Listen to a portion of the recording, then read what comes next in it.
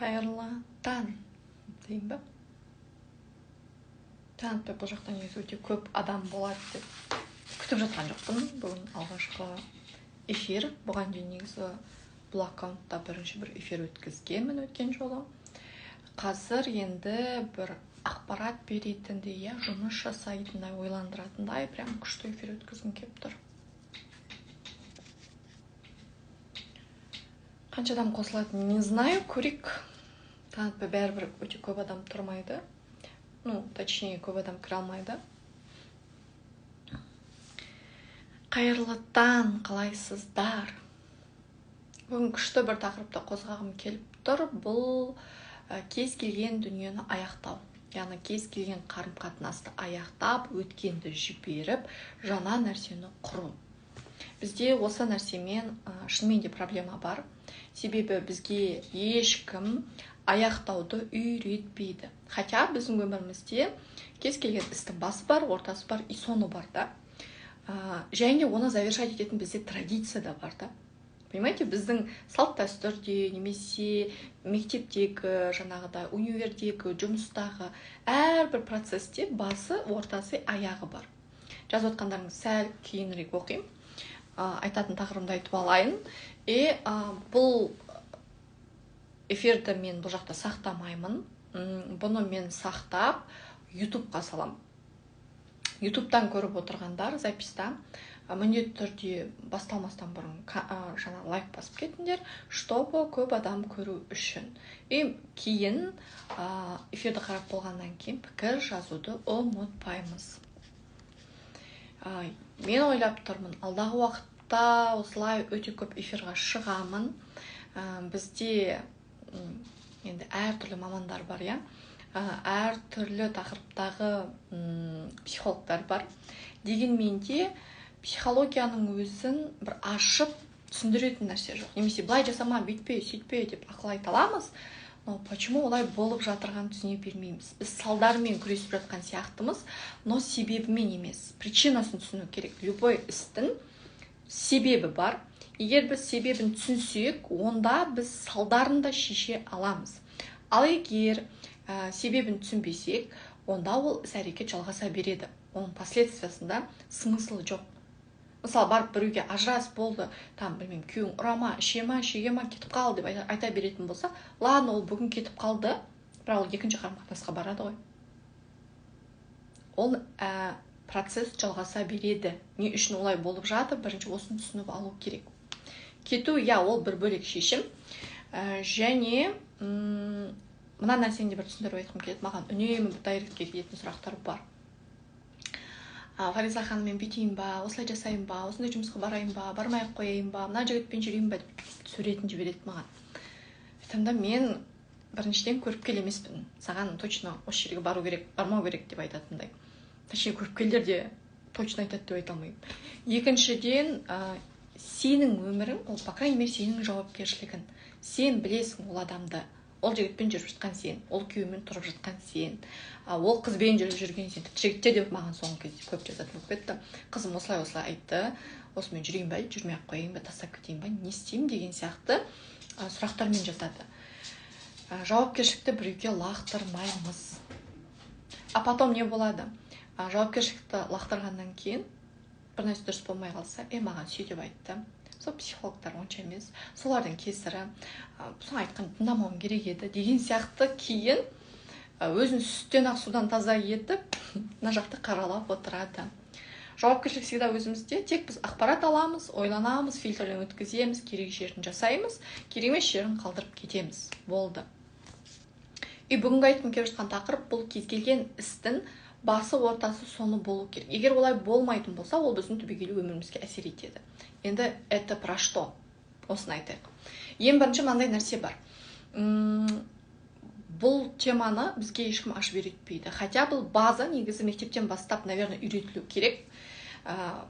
Себебі бұл біздің бүкіл өмірімізге әсер етеді. Мысалы былай, бізде мектепте, даже мектепте емес, садикте де бар ғой. Садикке бала барады, бітіретін кезде бітіру кеші болады. Садикпен қоштасады. Не үшін өйтіп жасалынады? Себебі процесс психикада біту үшін. Ми көреді, опа, біз болды, мектепті бітірдік, точнее садикті бітірдік, енді мектепке барамыз. Яғни мен уже оқушы боламын, мен уже үлкен боламын деп оны мектепке кіргізеді. Окей, мектепте де қалай бізде? Оқисың, там бастауыш бітіресің, бастауышпен қоштасу болады, сені орта буынға ауыстырады. Типа сен күшті болдың, сен өстің, енді сен жасөспірімсің, и сені екінші легке салады, мектептің екінші бір легі басталады. Окей, ол процесс бітеді, жасөспірімдік шақ бітеді, болды, сен енді үлкен өмірге барасың, мектеппен қоштасу жүреді бізде.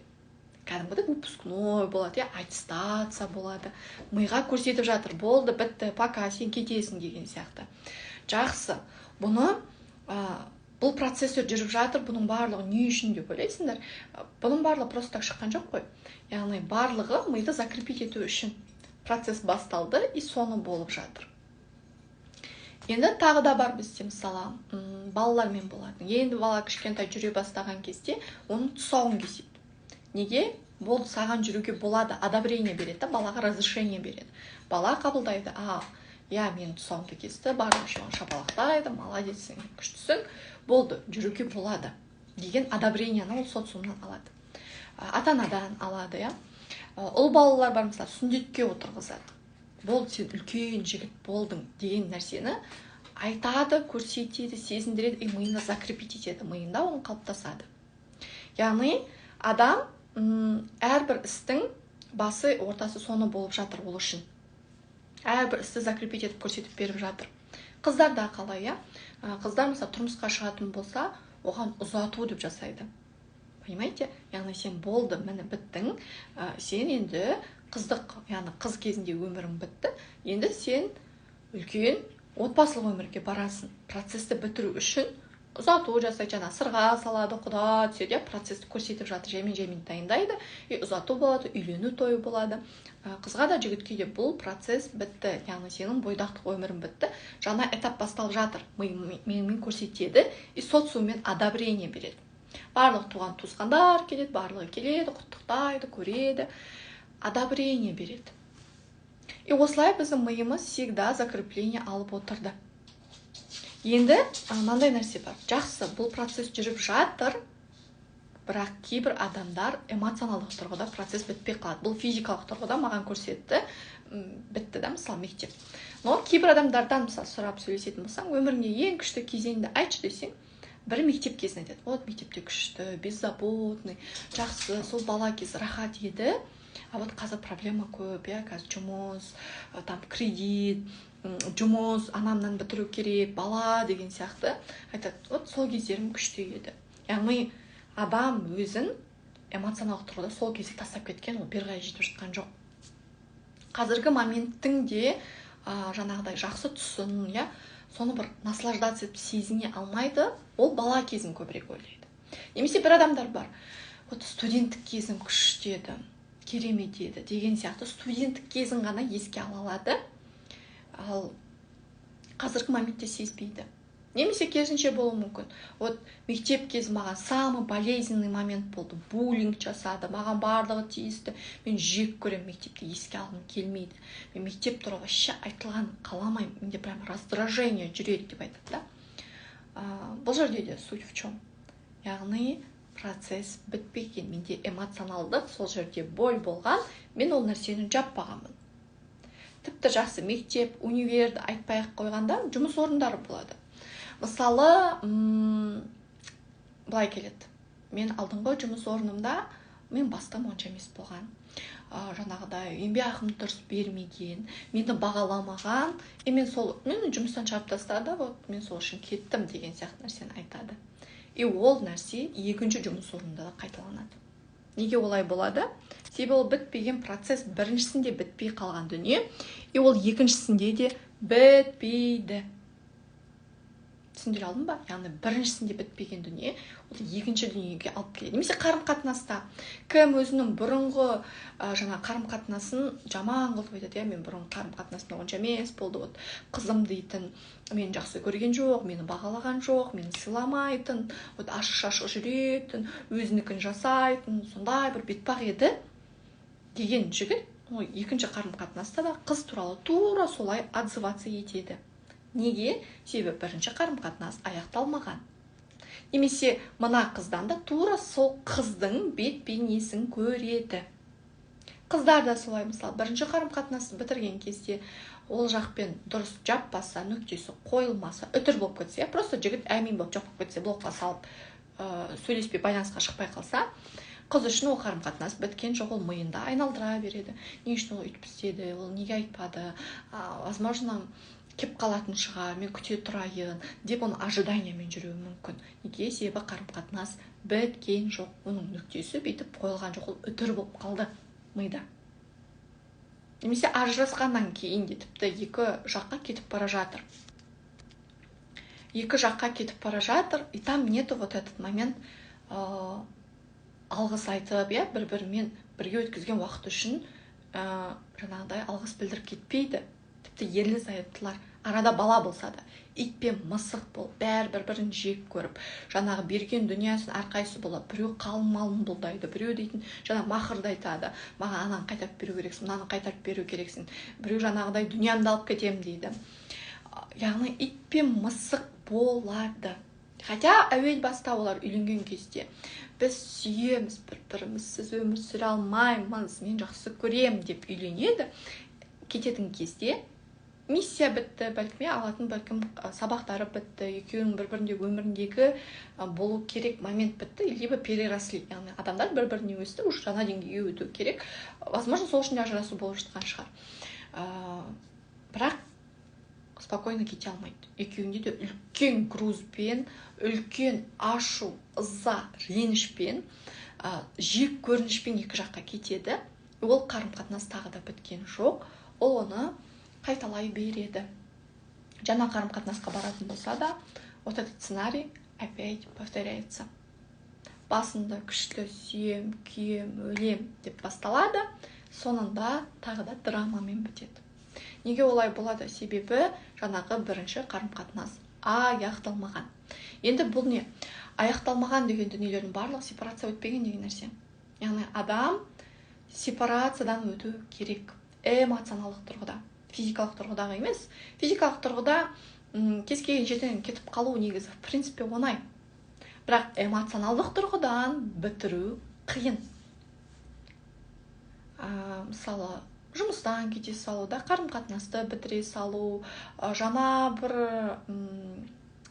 жаңағыдай істі бастай салу проблема емес, бірақ алдыңғы дүниемен қалай аяқталғаны, вот осы жерде проблема бар. Көп адам адекватты түрде бітірмейді. Яғни сөйлесіп, келісіп, не болды, қалай болды, ішіндегі бүкіл сезімді ауызбен айтып шығармайды. Просто жоқ болып кетеді, немесе ренжіп қалады, бұлқан-талқан болып бұрылып кетіп қалады, блокқа салып тастайды. Например, қыздарда бұл өте көп нәрсе. Жаңағыдай ұнамай қалды, болды, блокқа салады.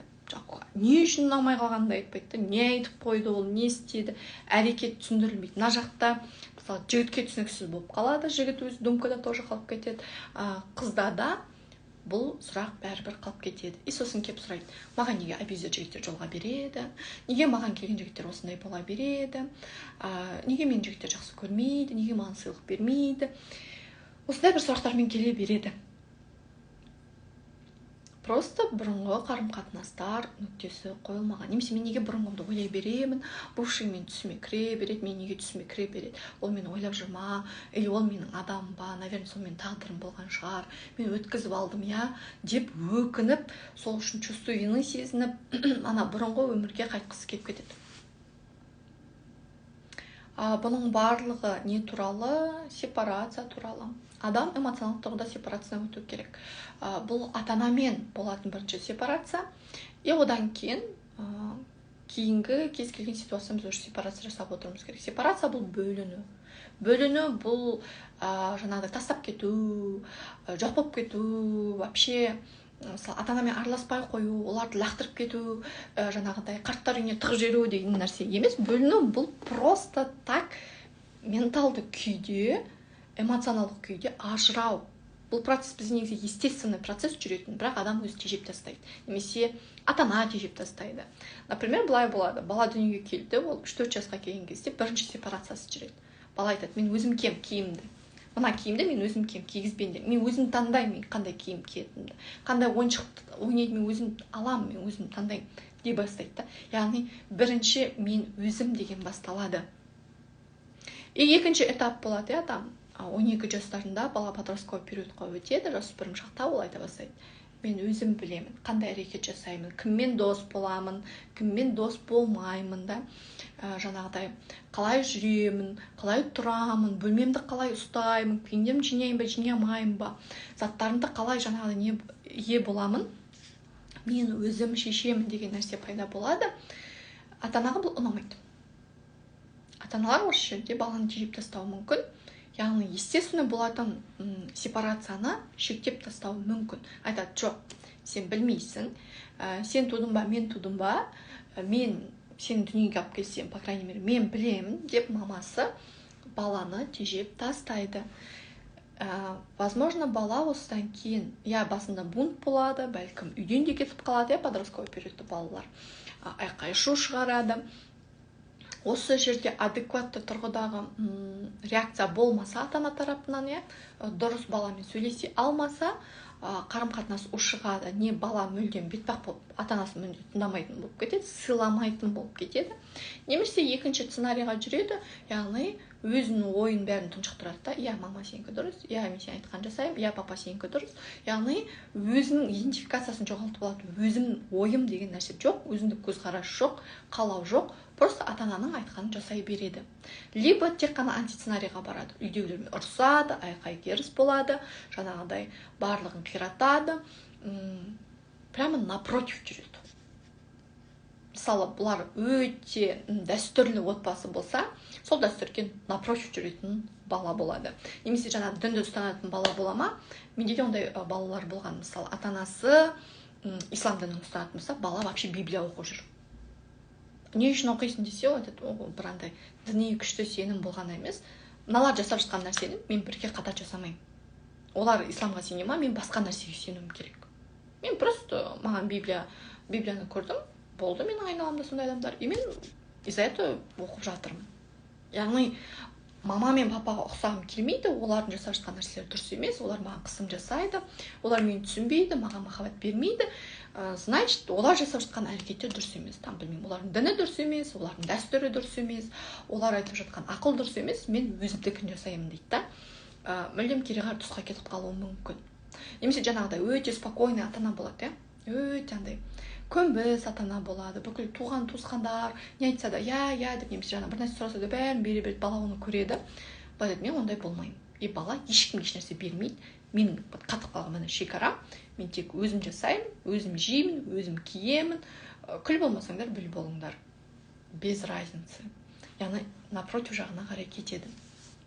Осы жерде адекватный дұрыс отношение құрмайтын болса, бала осы темппен кете береді. Сепарация деген тема бұл өте ауқымды тақырып, және ол өте керек тақырып. Жақсы, 12 жаста осы бір этап жүреді. 18 жас, үшінші этап болады бізде. Яғни бала мектеп бітіреді, мектеп бітіргеннен кейін ода таңдау болады. Мен қандай мамандыққа барам?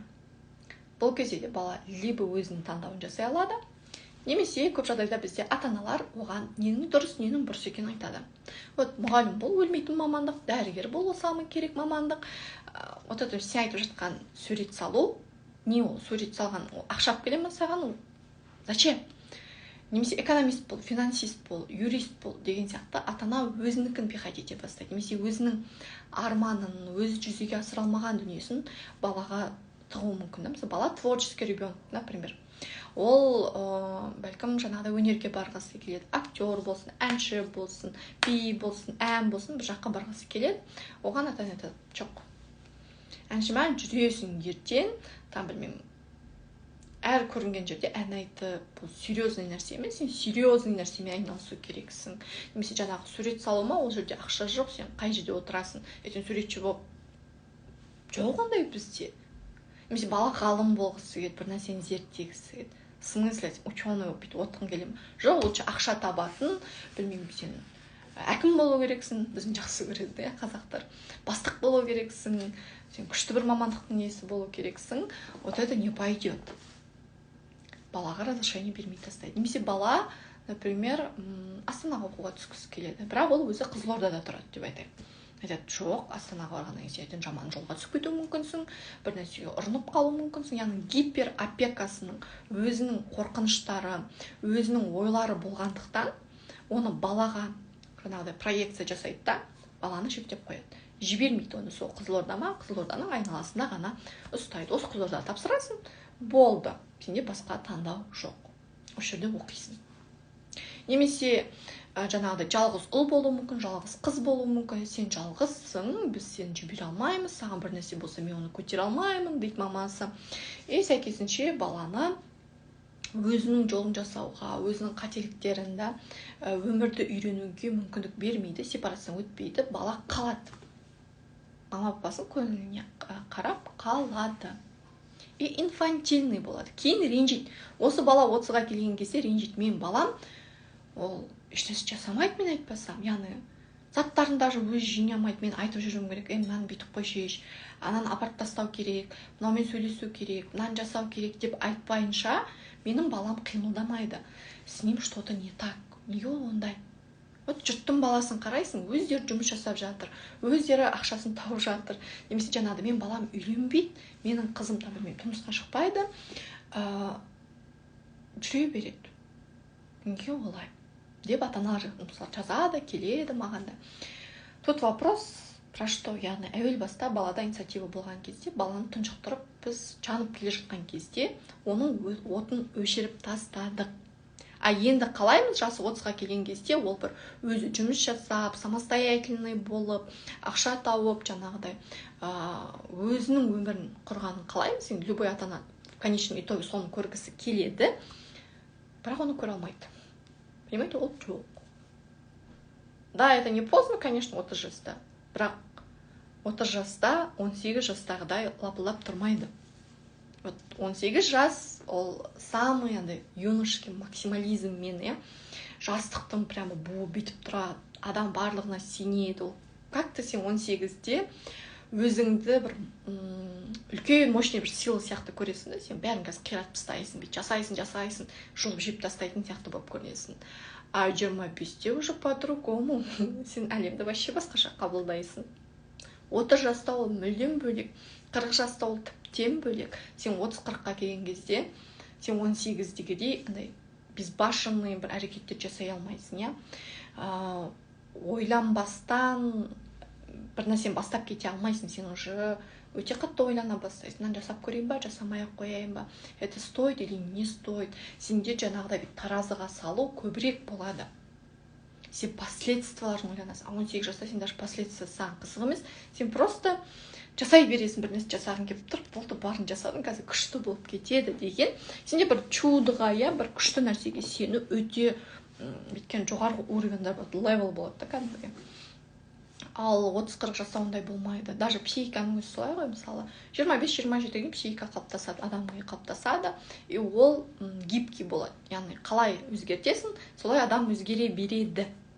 Ал 30-дан кейін өзгеру қиын. Сенде уже қатып қалған установка бар, сенде тәжірибе бар, сен өткен опыттарың бар, сенде сопротивление қатты болады. Сенің біткен кәдімгідей қалқандарың болады да, сен резко қабылдай қоймайсың айтып жатқан дүниені. Подвох іздеп отырасың, что-то не так. Бұл точно сондай ма? Стоит или не стоит деген сияқты сен бәрін бүйтіп ойланып, содан кейін и то сен кішкене есікті ашып бүйтіп салып қарайсың, сосын что-то бір түрлі сияқты қайтып есікті жауып қоясың, кішкене соң бүйтіп қайтып ашып қарайсың. Яғни өзгеру де соншалықты қиындау болады. Себебі адамда күмән болады. Және психикада бұрын қатып қалған соншама установкасы, программасы, багажы бар, оны бір мезетте алып шығарып тастай алмайды 30-40 жаста. Айтпаймын, 50 жаста да адамдар бар өмірін өзгертіп жатқанда, 60-та да бар жаңа дүниені бастап жатқан. Ешқашан ештеңе кеш емес, дегенмен жас кезде бұл әлде қайда жеңіл болады. Этап өте жеңіл болады. мен жеке терапия енді өткізіп жүрген адам, курс ол бір бөлек екен, бірақ жеке терапияда адамдардың жаңағыдай процесін, өзгерісін, қалай болып жатқанын көріп жүрген адам ретінде точно айта аламын да бұл нәрсені. Расымен де 25-ке дейінгі адаммен жұмыс жасау прям андай жеңіл. Неге? Ол қатты бір қарсыластық танытпайды, қатты бір сенімен соғыспайды. Ол плавно, жаймен, баппен, но при этом андай жанды ауыртпай, жеңіл өтіп кетеді, жеңіл өзгере алады, түсіне алады, перепрошивка жасай алады, өзінің бұрынғы дүниелерін тастай алады. Оған қатты бір қиын болмайды.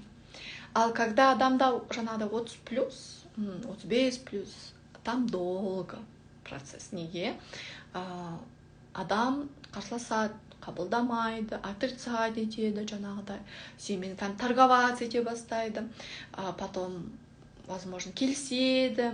Ол келіскеннен кейін оның принятиясы да тез жүріп кетпейді, оған да біраз уақыт керек болады.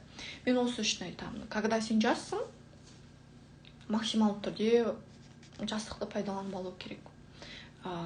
Просто психика сондай бір гибкий, жаңағыдай губка сияқты, любой нәрсені алатындай деңгейде. Бірақ сен сол моментте не бересің өзіңе, сол жылдарда жас кезіңде не бересің, кейін ол сені құрайтын құраушы болып кетеді. Яғни сен 18 жасында мен жастығым қайтып келмейді, қазір барлығын пробовать етейін деп жаңағыдай ішіп, шекіп, физиологиялық тұрғыдан да болсын, психологиялық тұрғыдан болсын, саған зиян тигізетін нәрсеге әуестене беретін болсаң, онда оның последствиясын кейін көресің. Яғни сен сол нәрсені сора бересің. Немесе окружениеңде сондай болатын болса, сен сол нәрсемен питаться етесің, по крайней мере сол окружениенің нәтижесін алдағы 5 жылдықта көретін боласың. Оның последствиясы жаймен шығады, ол моменте білінбеуі мүмкін, кейін көрінісі шыға бастайды. Немесе сен қазір жеп жеңіл күшті андай бүйтіп қалықтап жүру мүмкін, бірақ 30-40-қа келген кезде опа, болячкалар былай атып шығады. Сен күтпеген дүниелер, сюрприздер атып шығуы мүмкін. Осы моменте өте маңызды. Яғни қалай болып жатыр, қай моментте, қай этапта менде сепарация болды, болмады, мен қалай өттім, осы нәрсеге мән беру керек. Және сепарация өтпеген адамда, жаңағы бала кезден ата-анадан бөлінбеген адам, мысалы 18 жасқа келді, ол естественно бір отношения дейтін сфераны аша бастайды. Кейбіреулерді 15-16 жас, мектеп кезінен бастап отношенияның есігін аша бастайды. Екінші бір адаммен қарым-қатынас құрады. И когда менде сепарация болмаған болса, мен ата-ананың проекциясын алып партнерға салам. Тура ата-анамнан қандай қарым-қатынас жасадым, соны партнермен бірге жасаймыз. И бұл туралы мысалы психологиялық бүкіл зерттеулерді алып қараған кезде ең бірінші қарым-қатынас барлық адамда токсичный. 90% жағдайда деп айтайықшы, көпшілік жағдайда токсичный болады. Абьюзер, жаңағы тиран, жаңағыдай білмеймін, либо жауапсыз махаббат, әйтеуір болезненный сондай бір отношение болады. Неге? Себебі бірінші қарым-қатынас бұл ата-ананың негізі абсолютті тұрғыдағы проекциясы болады. Прямой мама мен папамен қалай қарым-қатынас жасадым, соны осы жаққа келіп жасаймын. Егер бірінші қарым-қатынастан кейін сол больдан кейін адам барып жұмыс жасап, сол нәрсемен реттемейтін болса, екінші қарым-қатынас, үшінші қарым-қатынас, төртінші қарым-қатынас цепочка жалғаса береді. Біріншегідей, екіншісінде уже больно болмайды, сенде уже защитный слой қалыптасты, сен қорғануды білесің, сенде уже кішкене понятие бар, кругозор по-любому бұрынғы, мысалы, нөлмен барғаннан гөрі, сенде уже бұрынғы опыт бар, сен білесің. И сәйкесінше сол инструменттермен қорғана бастайсың. Үшіншісінде одан да қаттырақ қорғанасың, төртіншісінде одан да қаттырақ. Былай айтқан кезде сен терминатор болып шығасың, егер сепарациядан өтпейтін болсаң. Ал сепарациядан өткен адамда бірінші больдан кейін адам негізі есін түсінеді, так, бізге больно болып жатыр, бұл нәрсені респирать етіп алу керек. Не үшін бізге больно болып тұр? Деп сәлем айт. Кешіріңдер. Осылай бұны сепарат жасап талдап алатын болса, екінші қарым-қатынасында ол проблемамен қайтадан жолықпайды. Мысалы, қайтадан токсичный, жаңағыдай абьюзер, бір тиран, сондай жігітке барып ол жолықпайды. Ал пока сепарация болмаса, алдыңда 10 жігіт тұрсын, 20 жігіт тұрсын, ол именно абьюзерді барып таңдап алады, именно токсикті барып таңдап алады, именно оған запрет қоятын, қинайтын, жұлып жейтін, критика айтатын, оны мойындамайтын сондай партнерді таңдай береді. Мейлі 20 жігіт тұрсын, 20 ода білмеймін. Әрқайсы әртүрлі, бір арасында күшті жігіттер бар. Жоқ, ол именно сол абьюзерді таңдап алады. Просто ментально сол симпатичный болып көрінеді. Неге? Бұрынғы опытта болмаған болды ғой. Мысалы, мен мамам, папам агрессивный болсын да, білмеймін. Жаңа екеуі ұрса береді, екеуіне абьюзерский отношения бар. Мен соны көре беремін. Отношения модель менде сондай болып закрепиться етті. Менің психикам сөйтіп қабылдайды. Опа, қарым-қатынас деген осы екен. И не істейді. Тоже либо сценарийді қайталайды, либо мүлдем антисценарийға бару мүмкін. Антисценарий мүлдем ұрыспайды, яғни мүлдем конфликт жоқ, либо қыз өзінен әлдеқайда әлсіз жігіт таңдап алады, чтобы өзі управлять ету үшін. Себебі мына жақта көрді ғой, папа сильный болды, мама сәл момындау, үндемейтін, көнбіс болса, онда ойлайды, так, мама көніп жүрді, үндемеді, мен ондай болмаймын. Қазіргі тенденция негізі осы нәрсе қатты келеді. Екінші тарапқа қарай қатты өтіп жатыр. Адекватный сау отношения емес, қыздардың қарым-қатынаста выше болуы, немесе бір диктатор болуға ұмтылуы. Яғни қыздар абьюзер болуға ұмтылып жатыр, по сути. Здоровые отношения деп осыны ойлайды. Қазір бұл туралы айтып беремін. Осындай нәрсе бар. Яғни папа мықты болды, папа агрессивті болды, қолында билігі бар, жұмысы бар, а мама ондай емес. Демек, мен мама сияқты болсам, мен осылай мама сияқты терпелі болам, грубо айтқан кезде. Шыдап жүруім керек болады, көнуім керек болады. Мен көрдім, мамам бақытсыз болды, мен ол сценарийді қайталағым келмейді.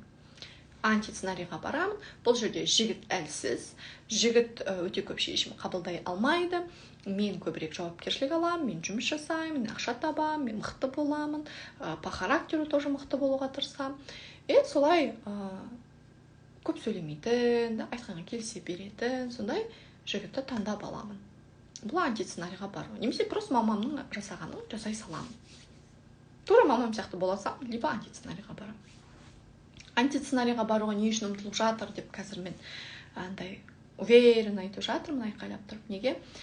Себебі Инстаграм, ТикТок болсын да, әлеуметтік желілерде манипуляцияны күшті үйрететін бізде мамандар көбейді. Маман деп айтуға білмеймін қаншақты келеді. Бірақ отношениядан өздерін экспертпін деп таныстыратын, именно манипуляцияны үйретеді.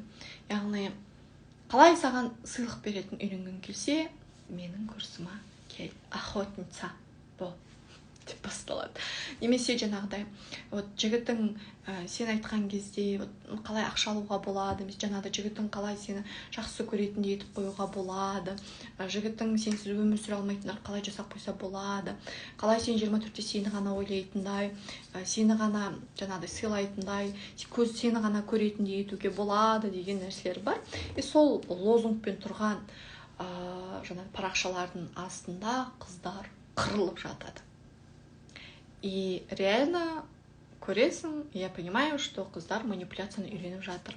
Олар сау, адекватты, тең жағдайдағы қарым-қатынас емес, выше болатын өздері вертикальный тұрғыдағы қарым-қатынасты құруға ұмтылып жатыр. Абьюзер деген нәрсе, абьюзивті қарым-қатынас деген нәрсе, бұл бір адам жоғары болады, бір адам төмен болады. Бұл жерде бізде қалай? Ер адам жоғары, бір сат жоғары болу керек. Қыздар 2 саты төмен тұру керек. Әйел ол дейтін қабырғадан жаратылған деген күшті бізде фразалар бар ғой.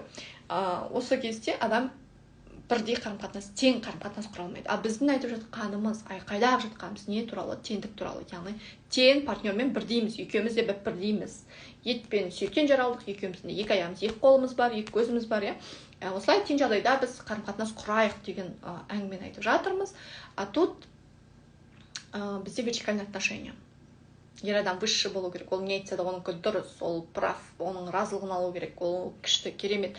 Діни идеология күшті, бірақ бұны мынаны жаншу үшін, екінші партнердің быт-шытын шығару үшін пайдалану дұрыс деп, адекватты деп айта алмаймын. И осы тұрғысында мына жақ келіп вертикальный қарым-қатынас жасайды, біреуді басып тастайды, абьюз етеді, сезімдерін құнсыздандырады, ойларын құнсыздандырады, жұмысын құнсыздандырады, көрмейді. Бір адам төмен болып кетеді. Қыздар қазір неге ұмтылып жатыр? Осы мен төмендікті бермеймін, мен өзім выше боламын, мен мықты боламын, лучше жігіт төмен болсын. Манипуляция жасау арқылы жігітке давка жасап отырады. Жігіттің жаңағы миына түрлі программалар орнатып тастағысы келеді, өзіне бір андай сыйлық беретін, ақша беретін, айтқанын жасайтын, сондай бір удобный адам жасағысы келіп жатыр, және соған байланысты форматтағы курстарды барып өтеді. Тут жаңағыдай сау, дұрыс қарым-қатынас туралы дым жоқ, дым, иісі де жоқ оның. Түсіндіре алдың ба? Жазып жүріңдерші.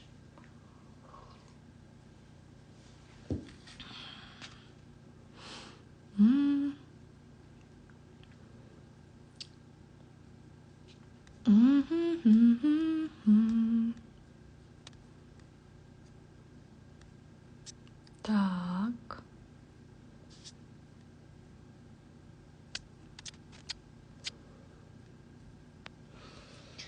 Вот, осындай тема.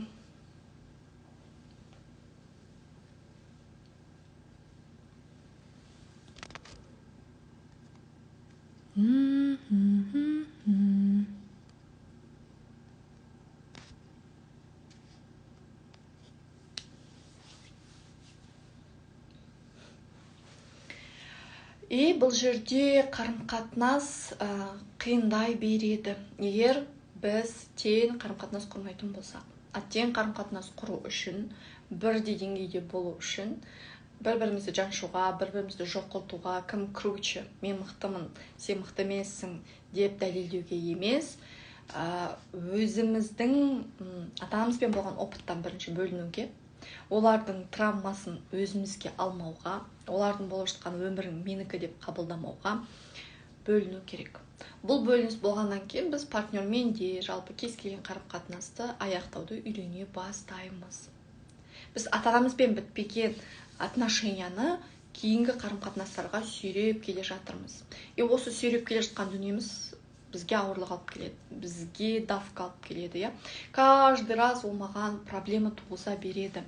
Және бір қарым-қатынасты бітірмесек, мысалы, мектеп кезіндегі болған оқиғаларды мен аяқтамасам да, мен мектепте еске алған кезде жек көрінішпен, немесе үлкен бір сағынышпен, сол кезім ең керемет еді, немесе сол кезде жек көремін деп еске алатын болса, демек бұл процесс бітпеген, менде эмоционалдық тұрғыда сол жермен әлі де байланыс бар.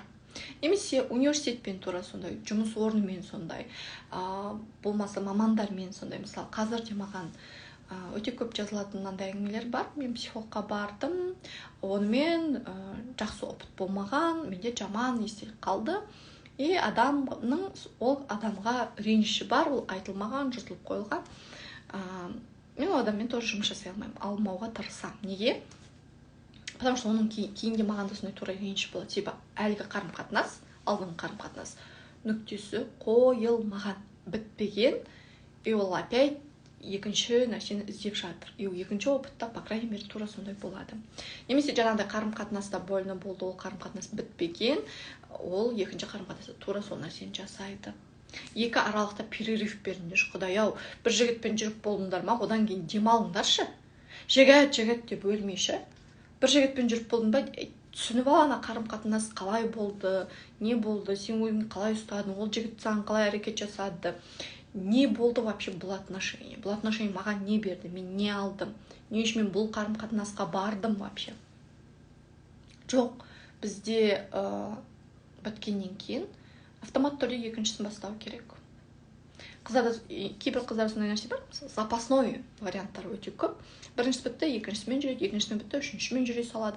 2 күн арасында тіпті андай күндерде жоқ, апта демей-ақ қояқшы, перерыв жасайтын, қарым-қатынассыз жүрген күні де болмайды. Настолько адам жалғыздықтан қорқады, настолько адам өзінің ішіне үңілуге қорқады, ол қарым-қатынас жалғастыра береді. Ажырасып кетеді тойса, бірінші күйеуде міне ажырасып бітіп енді болса, уже мына жақта екінші біреу оны күйеуге шақырып отырады. И ол әйел ойланып отырады, шығып кетсем бе екен. Смысл в чем? Сен 2 рет, 3 рет, 4 рет, 5 рет шыға беруіңе болады, в принципе, ешкім саған запрет қоймайды, бірақ сценарий один и тот же повторяется. Басында бәрі күшті, керемет, бірнеше ай, қайтадан притырка, бір-бірімен ұрыс-керіс, шыққанмен мысық болу, и соңында либо жаңағыдай измена, болмаса жаңағы тұрмыста зорлық-зомбылық, болмаса жаңағыдай сыйыспау, ата-енемен сыйыспау, тағы біреумен сыйыспау, араға біреулердің түсуі, әйтеуір бірдеңе болып ажырасып кетеді. Тура солай ер адамдарда, яғни тым жақсы қызбен жүреді, и ол қызбен жүрмей қалады, уже екінші қызбен жүріп кетеді сразу. Екі арасында перерыв жоқ. Үйленсе де солай, біреумен ажырасып болма, уже үстіне екіншісін алып келіп отырады. Жалғыз қалмау керек. Адам өзінен қашқан кезде, өзімен өзі қалып, ішіндегі дүниені разбирать етуге қорыққан кезде, ол жабыса береді. Ана больді көбейте береді, ол бітпейді. Қарым-қатынастар бітпейді, және менің бүкіл энергиям бұрынғы дүниелерге кетеді. Бұрын бітпей қалған қарым-қатынастарға кетеді. Тек қана жаңағыдай әйел мен күйеуі, жігіт пен қыз деген қарым-қатынастарда емес, мысалы дос пен достың арасында, ата-ана мен баланың арасында қарым-қатынас жаңағыдай сепарация жасалынбаған болса, екі достың арасында қарым-қатынас бір нүктесі қойылып, шешіліп, екі жаққа кетпеген болса, жұмыста адам дейтін жұмысын бітіріп, сосын нормально ол жақпен қоштасып, жаңағыдай алғысын айтып, кәдімгідей нормальный адам болып бітірмесе, ол бүкіл энергиясын шашып жүреді. Яғни сенің энергияң мына жақта бывшыңа да кетіп жатыр, жұмыста да қалып қойды, еще подругаң да қалып қойды. И сен келіп ойлайсың, мен неге энергиям аз, неге менің күшім жетпейді, неге мен мақсатыма келген кезде жете алмай қаламын, мен қалай жаңағыдай женский энергиямды көбейтсем болады деп, анда барады, мұнда барады, әрекет жасайды, там түрлі курстарға, тренингтарға, семинарлар. Там тут смысл нету сен дейтін. Жан-жаққа жүгірсең, энергияны көбейтуге тырыса бер, бірақ сенің мына бір стакан деу айтайықшы, мысалы адамды, сен мына астың түбің тесік та, сенде мына жердің бәрінде энергияң төгіліп жатыр, сен мынаның үстіне әкеп қанша су құй, қанша энергия әкеп құйды, қанша адамдармен оқы, қандай мықты курс өтпе, смысл жоқ, оның сенің астың түбің тесік ағып кете береді. Барлық сен алып келіп жатқан ресурстар өтіп кете береді. И сен сақтап қала алмайсың, мынаны ұстап қала алмайсың, и сенде андай наполненное чувство болмайды. Сенде всегда что-то не хватает. Бір нәрсе жетпей тұрған сияқты деген кімде запрос бар, төменге жазып кетіңдер. Яғни бірден жетпей тұрған сияқты. Вроде бәрі жақсы, ата-анам бар, күйеуім бар, бала-шағам бар, вроде жұмыс бар, ақша бар, бірақ что-то не так. Бірдеме дұрыс емес, бірдеме жетпейді. Бір тыныштық жоқ ішімде. Бітпей қалған дүние. Ал бітпей қалған дүниенің артында ол өте көп сезім, эмоция жасады. Ашу, ыза, кек, жаңағыдай реніш, өкініш болуы мүмкін, сағыныш болуы мүмкін, қайғы болуы мүмкін даже. Сол бітпей қалған сезімдердің барлығы жиналып, просто застой болып тұрады ол менде. Және каждый раз мен сол сезімдерді басу үшін жаңа бір әрекеттер жасай беремін. Немесе жаңағыдай ақшаны просто сливать ете беремін. Вроде бәрі жақсы, барлығы бар, маған менің планымда жоқ негізі бір нәрсе сатып алу. Но менде сондай эмоциональный хочу, бір нәрсе алғым келіп тұр, бір сезім болып тұр, түсінбеймін оның не болып жатқанын, и барып жаңа сумка алып келемін, жаңа киім алып келемін. Даже возможно мен ол киімді кимеймін, ол сумканы ұстамаймын. Келесі күні қараймын, ол зат маған ұнамауы да мүмкін. Бірақ мен не үшін сатып алдым? Чтобы жаңағы ішімде жатқан гной болып тұрған сезімді басу үшін. Ал ол гной қайдан болып жатыр, ол қай жерде болып жатыр, адам оны түсіне бермейді. Осы үшін де бітпеген дүниелерді бітіру, ол қарым-қатынастарды жабу, ол жердегі сезімдерді талдау, шығару, бөлісу маңызды. Бізге ауызда тек тамақ жеу үшін, ұрысу үшін, негативті ғана шығару үшін, өсектеу үшін берілген жоқ.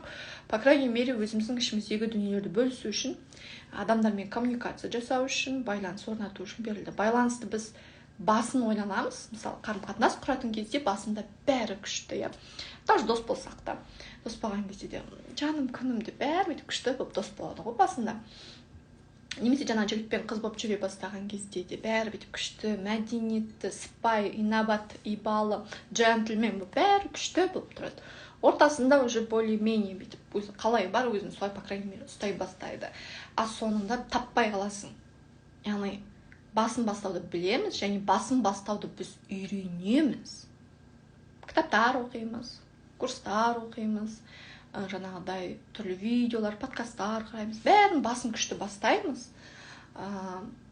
Қарым-қатынасты поддерживать етуге тағы да тырысамыз, жұмыс жасаймыз, әрекеттер жасаймыз, бірақ нүктесіне келген кезде біздің өз шамамыз келмей қалады. Мен не істеймін? Нүктесіне келген кезде мен қашып кетемін. Міне мынау бітейін деп жатыр, давай нормально кетейік деп айту, мен қашам, просто сытып жоқ болып кетемін. Ал қашу решение емес. Ал қаша берген адам, ол өмір бақи қашады. Понимаете? Тек қана ол қарым-қатынастан бір-ақ моментте қашып кеткен жоқ, ол бүкіл жерде сондай. Қарым-қатынаста дұрыс емес адам, ол бизнеста, ақшада, жұмыста дұрыс деп дұрыс болмайды, по крайней мере. Тура сол нәрсені ол жұмыста да жасайды. Жұмысы онша емес адам, мысалы, жұмысында бір несерьезный, жаңағыдай жауапкершіліксіз жасайтын адам, ол қарым-қатынаста да жауапкершіліксіз. Жауапкершілікті алмайды ол мойнына. Өзің өміріне де тура сондай. Өзің денсаулығына да ол примерно тура солай қарайды. Неге? Себебі біз әртүрлі бола алмаймыз. Мысалы, мен жеке өмірде күшті, керемет болып, бірақ жұмыста онша емес болу, это невозможно. Адам табиғаты сөйтіп оған келмейді. Либо мен барлық жерде равномерно, плавно, ровно жүремін, либо барлық жерде менде качели. Бір күн күштімін, бір күн жаңағы көлмін, бір күн шөлмін, бүкіл жерде сондай боламын. И бұны әйелдерде гормон бар, гормонның лақтыра салудың қажеті жоқ. Бұл адекватность. Гормондар бар, ол бөлек әңгіме. Да, эмоциональный просто ары-бері қудырту, да, это нормально, ол бөлек әңгіме. Это не в целом, яғни полный менің сущностьімда, мен қарым-қатынасымда бүкіл нәрсені гормонға лақтырып тастай алмаймын. Жауапкершілікті полный гормонға лақтырып тастай алмаймын. Немесе тоже жігіттер айтады, ойбай, әйелдерді гормондар басқарады, олардың милары жоқ, короче, тақтаймен бірдей деген сияқты әңгімелерді тоже оқиып, көріп қаламын менде рилстардан. Ондай емес, адамға Құдай сана берді, ол бізді гормон, ол еркекте де бар ондай гормондар. Үйтетін болсақ, еркекте де сана жоқ, оларда гормон басқарады деп айтсақ болады. Ол кезде мүлдем неадекватный ой шығады, логикаға сыймайды мүлдем. Әйел адамда да, ер адамда да сана бар, бізге ми берілген, бізде мынау жұмыс жасайды. Ал барлығын гормондарға сілтеп тастайтын, ол жаңағы измена жасаса да, зорлап жатса да, педофил болып жатса да айтады, мен нәпсім көтеріліп кетті, нәпсім тежей алмадым, біз еркекпіз ғой, енді біз солай, бізге можно деп айтады. Вот это гормоны, понимаете? А біз гормонды басқара аламыз, потому что бізге сана берді, біз жануар емеспіз. Жануарда сана жоқ, айта аламыз. Мысалы, білмеймін, далада жануар бір-бірімен білгенін жасап жатса, это жануар. Ода ми жоқ ойланатын. Сана жоқ, ол адам сияқты бет ойланатын. Ал адамда сана бар ғой. Яғни біз жануардан осы үшін де бір саты жоғарымыз. Сондықтан да гормондармен жауапкершіліксіздікті алып келіп лақтыруға болмайды. Әр адам өзінің ісіне, сөзіне ол бәрібір жауапты. Қанша жаста болса да. Әрине біз 5 жасар баладан бұны сұрай алмаймыз, но 18 жастан асқан адам өзінің ісіне, сөзіне, әрекетіне жауап беру керек. И когда мен өзімді осылай түсінбеймін, онда мен үнемі лақтырам, ары-бері. Анау жаман болды, мынау жаман болды, мынау дұрыс жасамады деген сияқты. Вот осындай. Кімде сұрақ бар? Бүгінгі айтқым келген тема осы. И алдағы эфирларда мынандай бір идея бар. Тоже кейін записта көріп отырсаңдар, комментария жазыңдар. Мынандай идея бар. Осылай бір белгілі бір тақырыптарды ашып, қозғап, түсіндіріп, кейін оның артынша терапия жасау, немесе техника жасау бірге эфирда. Стоит, не стоит, надо, не надо. меніңше күшті идея сияқты, чтобы тақырып түсінесің, талдайсың, я по крайней мере сол нәрсені өзің сезініп көресің. Сол үшін терапия жасай аламыз.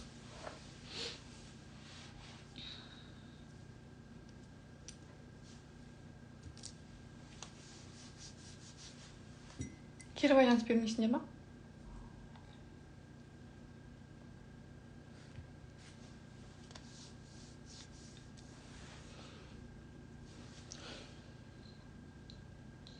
Мама, мен көзім айналасым бәрі қышып жатыр.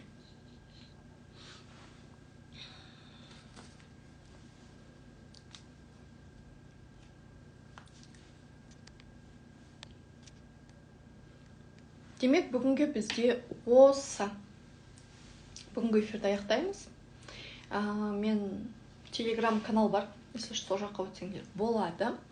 И сұрақтарды сол жаққа жазсаңдар болады. Каждый эфир мен сол жердегі сұрақтарды талдаймын. И соның ішінде кеше бір сұрақ болған. Маған абьюзерлер жолыға береді. Неге олай? Неге олай болып жатыр? Проблема сенде деп мен қызға айта алмаймын. Неге? Себебі қазір абьюзерлер өте көп.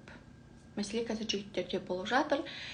Жігіттерге өзімен жұмыс жасау керек. Себебі қыздар өзінің ішкі состояниясымен, травмаларымен, өзімен жұмыс жасап жатыр. Және олар уже бір левел дейміз, бір деңгей уже әлдеқайда жоғары.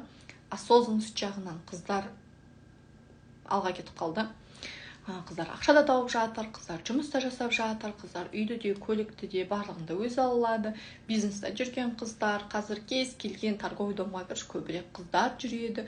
Киім алып жатқан қыздар, косметика алып жатқан қыздар, кофейняда жұмыс жасап отырған тағы да қыздар, кәсіпте жүрген де көпшілігі қыздар, еще тұрақты жүргізіп келе жатқан кәсіпте тағы да қыздар. И абьюзерлер не үшін көп, не үшін олар жолыға береді? Потому что олар көп. Олар көп. Бұрын айтатын едік қой, ладно, сенде бір рет абьюзер жолығуы мүмкін, екі рет абьюзер жолығуы мүмкін, это возможно, сәйкестік, совпадение, может быть, келіп қалады жаңа случайно.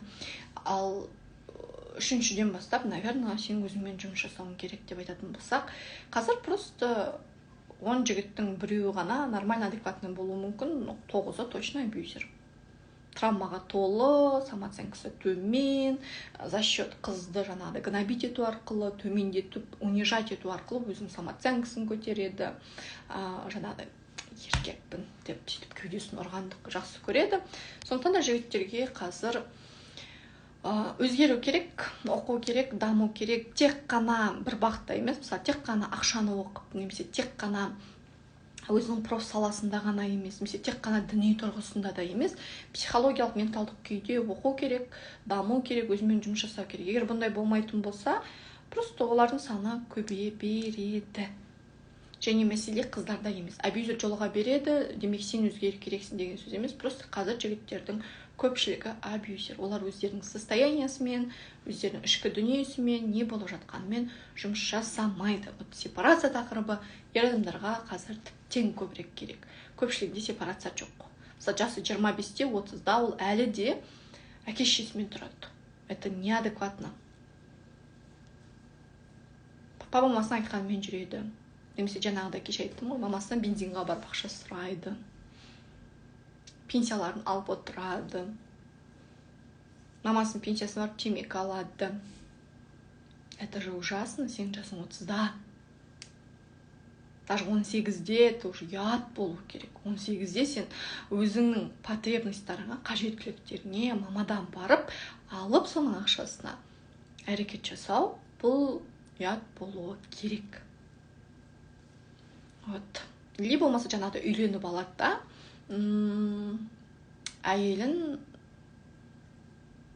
как-то бір өзіне алмайтын сияқты, мамасын алып беретін сияқты болып көрінеді. Мамасына үй тірлігін жасап беру үшін, либо просто бала туып қарап отыру үшін. Бірақ әйелдің жаңағыдай әйел ретіндегі рөлі жоқ. Просто сепарация болмағандықтан. Мәселе бұл жерде бірге тұр, бөлек тұр, ол бөлек, үлкен тақырып. Бұл жерде больше жаңағыдай сепарациядан өтпеген бала туралы айтып жатырмын. Возможно, бір күні айтам, қызық болса. эфир сақталады инстаграмда емес, ютубқа саламын. Неге? Чтобы ютубта 2х-пен өте тез көріп тастау үшін. Ал инстаграмда бізде ондай функция жоқ қой.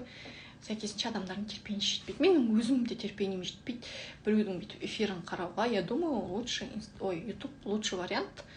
Как-никак 2х-қа қойып қоясың да, тыңдайтын жерін тыңдап аласың, түртіп аласың деген сияқты. Міндетті түрде сол ютубтың астында пікір қалдырып кетіңдер. Бүгінгі осы эфирді мен аяқтаймын.